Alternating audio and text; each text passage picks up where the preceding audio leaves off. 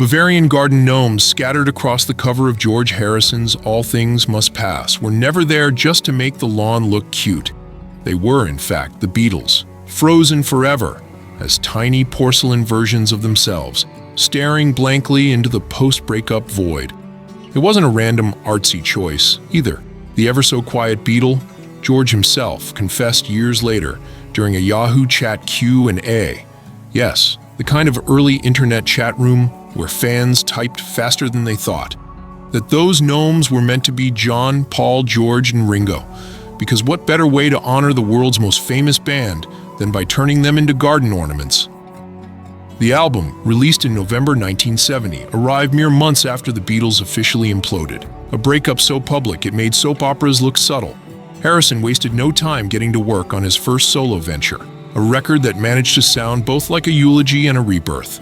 And in that bittersweet cover photo, he placed his old Bavarian figurines, 4 silent stand-ins for the band that once changed the world, now reduced to garden decor.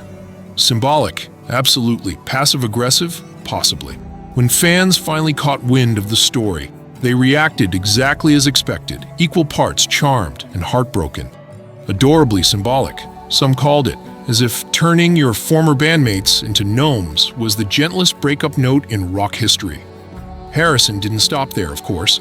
During the same chat, he casually dropped that he'd been digging through his old tapes for a remaster of Living in the Material World, because apparently, even spiritual enlightenment doesn't stop you from revisiting your past hits. True to his word, EMI reissued the album in 2006, complete with acoustic demos, alternate takes, and enough deluxe content to make collectors open their wallets faster than you can say Hare Krishna. And when the inevitable question came, will the Beatles ever reunite? George gave an answer that hovered somewhere between hope and resignation. A reunion, he said, wasn't impossible.